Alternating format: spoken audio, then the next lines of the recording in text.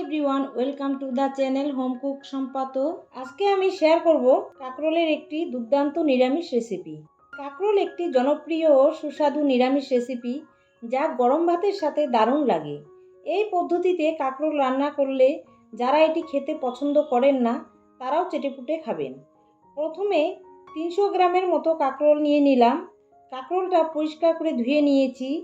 খোসা ছাড়ানোর প্রয়োজন নেই, শুধু দুই প্রান্ত কেটে বাদ দিয়ে গোল গোল করে কেটে নেব। খুব বেশি পাতলা করব না, আবারও বেশি মোটাও করব না।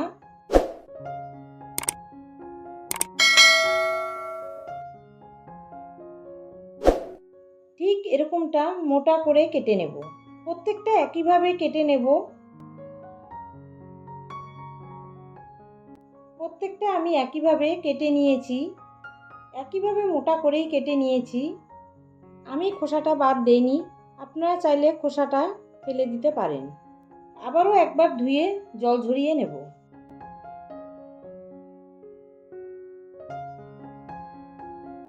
এরপর আমি এর মধ্যে নুন আর হলুদ খুব ভালো করে মিশিয়ে নেব।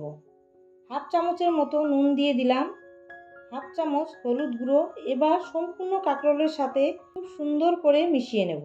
কাঁকরোল কিন্তু অনেক রকমভাবেই রান্না করা যায়। কাঁকরোল ভাজা থেকে পুর ভরা কাঁকরোল, কাঁকরোল ভাপে, অনেক রকমভাবেই রান্না করা যায়। তারই মধ্যে এটি একটি পদ, ভীষণ সুস্বাদু হয়। মেশানো হয়ে গেলে 15 থেকে 20 মিনিট পর্যন্ত রেস্টে রেখে দেব। 20 মিনিট পর কড়াইটা গরম বসিয়ে 3 টেবিল চামচের মতো তেলটা গরম করে নুন হলুদ মাখিয়ে রাখা কাঁকরোলটা এক এক করে দিয়ে ভেজে নেব। খুব বেশি লাল করে ভাজবো না, হালকা লালচে করে ভেজে নেব। ঢাকা দিয়ে দিয়ে ভাজবো হালকা আঁচে, এতে করে কাঁকরোলটা নরম হবে। এক পাশ ভাজা হয়ে গেছে, উল্টে দিয়ে আর এক পাশ ভেজে নেব। খুব সহজ উপায়ে কাঁকরোল ভেজে রান্না করে ফেলতে পারবেন। এটি গরম ভাতের সঙ্গে খেতে খুবই সুস্বাদু।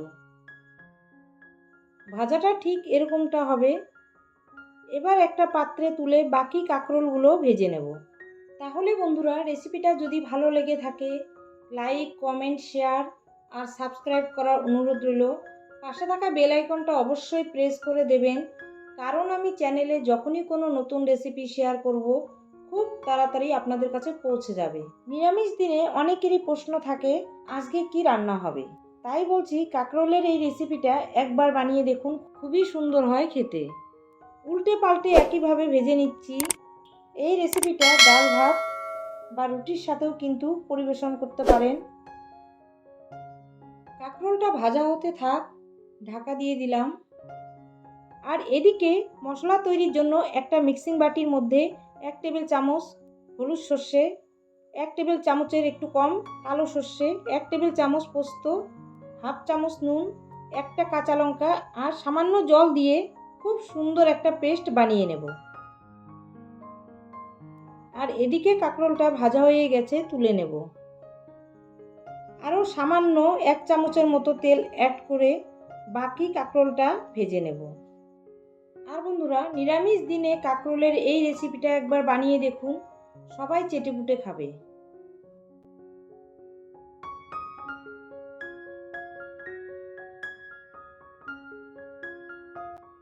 কাঁকরোলটা আমি 3 বারে ভেজে নিলাম।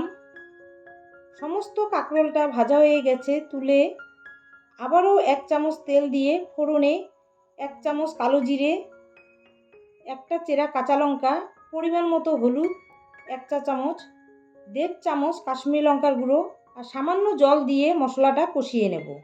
আর গুঁড়ো মশলাটা দেওয়ার সময় আঁচটা একদম কমিয়ে দিতে হবে, তা না হলে মশলাটা পুড়ে যাবে। মশলাটা কিছুক্ষণ কষিয়ে নেব। কষাতে কষাতে মশলার কালারটা চেঞ্জ হয়ে এলে সর্ষে পোস্তর পেস্টটা দিয়ে দেব। মশলার কালারটা কিন্তু চেঞ্জ হয়ে গেছে। এবার আমি সর্ষে পোস্ত পেস্টটা দিয়ে দিলাম। এরপর বেশ কিছুক্ষণ কষাতে থাকবো মিডিয়াম আঁচে।